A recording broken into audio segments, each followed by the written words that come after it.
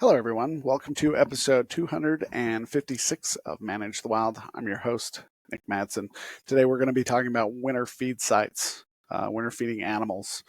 Yes, it's that time of year again. It sucks. The snow is back. I have PTSD from last year, and here we are, find ourselves in snow again. It's almost like it's yearly. I don't know. So, winter feed sites, I've talked about in the past, especially feeding mule deer. It's a no-no. There's a whole bunch of effects that you should do. So why are we actively feeding elk? Why are multiple states actively feeding elk if they're no good? They spread disease, they alter migration, they change the timing of when animals are migrating to and when they're migrating from. And there's just a whole host of problems. Why are we doing it? Main issue is depredation. That's one of the main issues that a lot of states face is elk coming to haystacks can demolish it in a night. They are destructive. You come across an unprotected hay site and they can have the whole thing torn down in a night, just ripping it with their antlers, pawing at it, tipping stacks over. There's been multiple situations where I've been called in and had to remove a 1-ton bale off a cow elk, got killed and crushed because they just tipped the stack over. And so one of the best ways that you can keep elk from coming into ranches and farms and competing with cows and tearing down haystacks is to set up these winter feed sites away from those areas. You're effectively keeping them from moving down into the valleys, creating problem. There is a public safety factor that goes into winter feeding sites as well. By having elk move down lower into these valleys where a lot of people are, obviously that puts them in direct contact with the elk. You're going to have people being trampled or chased. You're also going to have car wrecks, car accidents, and those type of things. And so you're pulling them away from those areas as well. Last year, across the news was multiple videos of elk trying to cross a freeway in Utah.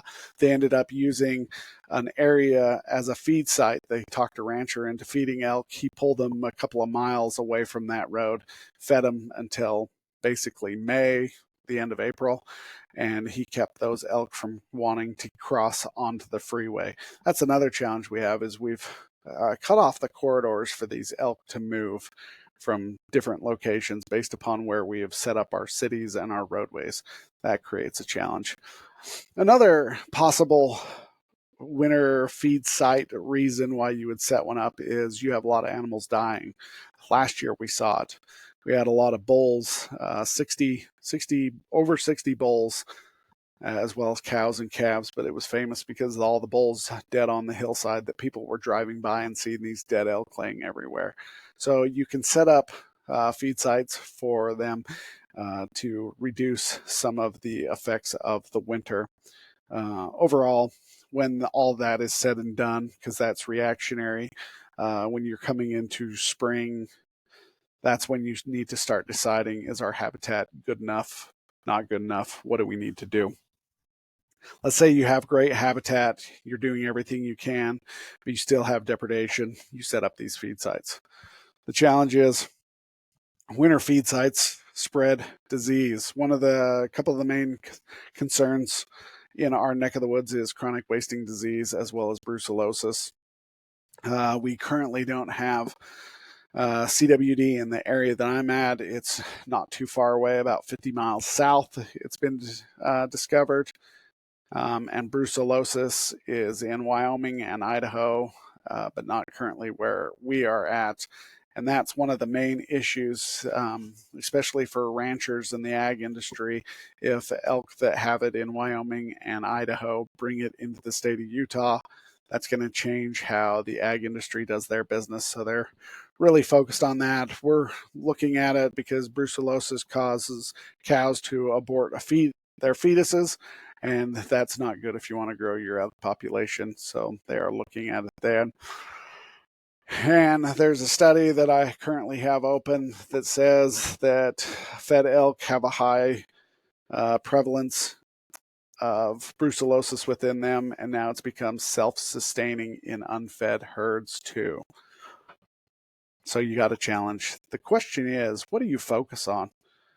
Depredation versus disease. Now, if we had CWD in this area and we had brucellosis, you're going to have a lot different conversation.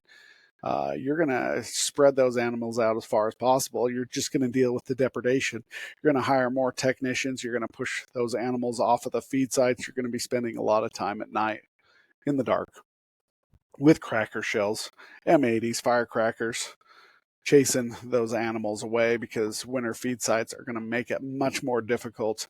If you have a population of elk coming in and a couple of them have brucellosis and then they start spreading, because they don't all go to the same location, they go to different locations, and now you start to spread brucellosis, CWD everywhere else. But I'm going to show you some cool videos. These are some videos that were taken a few years ago. I helped with a project. The vet for the state of Utah was looking at the difference between the elk coming into feed sites versus the ones that we were getting in the traps. Normally, we saw a lot of the same cows and calves coming into the traps, and so she wanted to look at the difference between the animals themselves. What did they look like? How was their overall health?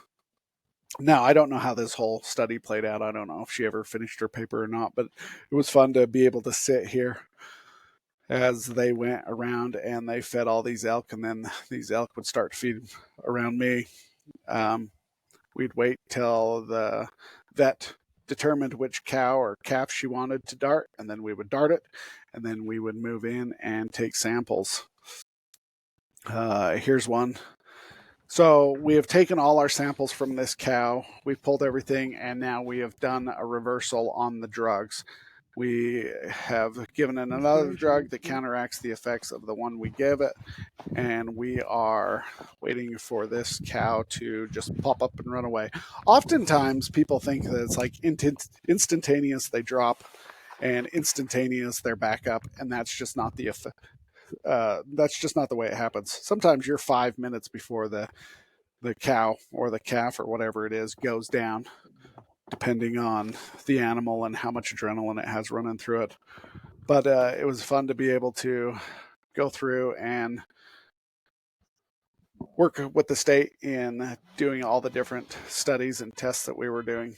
So the question is, what do you focus on, disease or depredation? That's a toughie.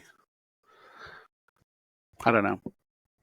I guess personally, I would probably, depredation is seasonal. It doesn't take very long. It does affect people, but it doesn't take very long. You know, you have a few months or a few weeks, or even in sometimes months of depredation, and you can combat that by coming out and hazing at night. Where disease, it's, you can't get rid of disease. I'm more on reducing the amount of feed sites and keeping those animals separated into the groups themselves, having things more natural. The more we spread disease, the more it gets in populations, and it's difficult to deal with. So that's all I got for today. Hope you guys have a great day. Stay wild.